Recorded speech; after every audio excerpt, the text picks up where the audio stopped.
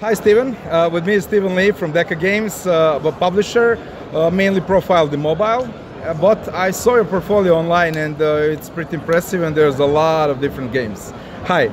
Hi, Dragomir. Nice to meet you. Thanks for inviting me, and I'm happy to be here. Yeah, great. So the usual question for anyone that's coming from the publisher side of the business is there any particular project that you're looking for?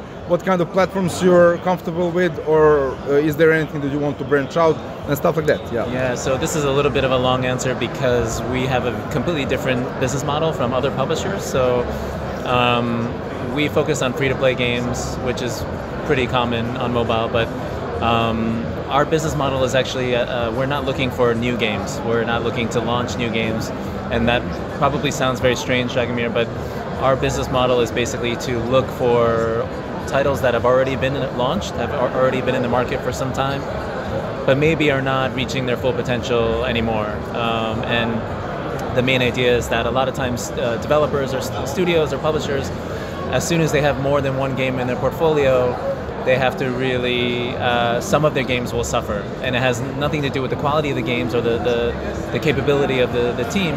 It's because every studio needs to focus. You can't support every game 100%. So usually publishers or developers have to focus on their newest launch, or maybe they have to focus on the biggest game in their portfolio, the one that's generating most revenues for the company, because that makes the most business sense.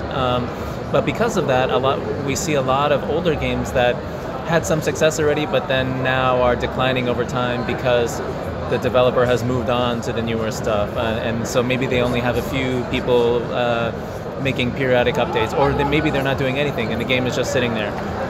These are the types of games that we're looking for, or it could also be a game where it's doing pretty well, but the developer really wants to ramp up and work on the next game. They're getting ready for the next big launch.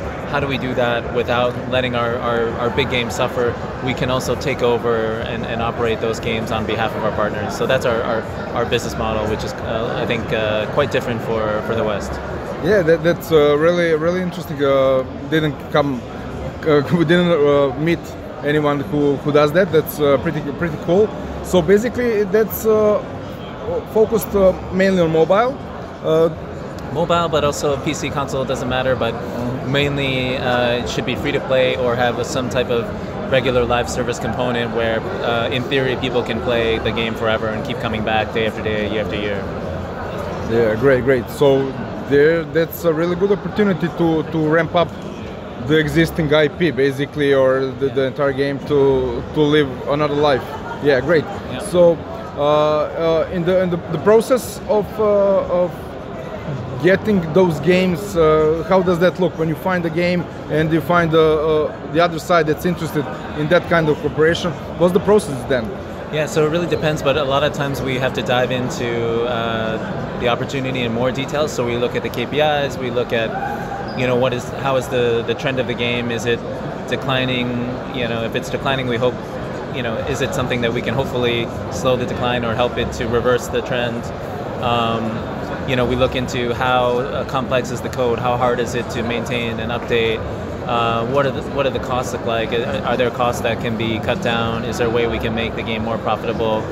How dependent is the game on user acquisition, for example, because that's also a lot trickier and a lot riskier for any publisher that wants to get involved. So there's not a lot, it's not a super exact science, but a lot of these things factor into it. We also look for a lot of things like, is there a community of die-hard fans that really loves the game and keeps coming back?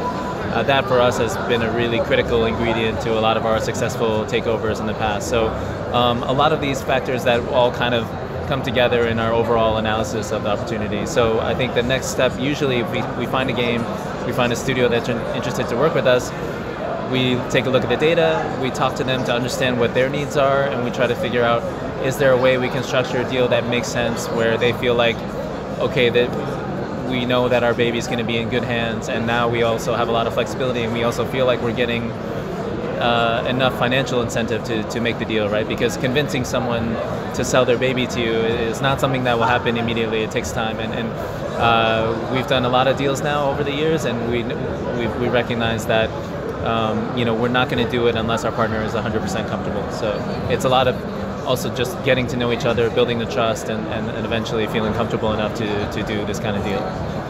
Perfect. That's pretty pretty sound business model. But then again, is there anything? Do you accept pitches for games outside of that? Yeah, so to be totally open, we are open to accept more traditional third-party pitches where you're looking for a partner to scale the game and launch the game. Just to be totally open, we have not done this before. Historically, we've always taken over or acquired these older games or the ones that have already been scaled. So it's something we're open to consider now, but obviously we're going to be a lot more careful about it because user acquisition is way more difficult, way riskier, less precise in what you can do to target players. So I would say it's a harder sell for us than the traditional business model of DECA. Yeah, makes sense.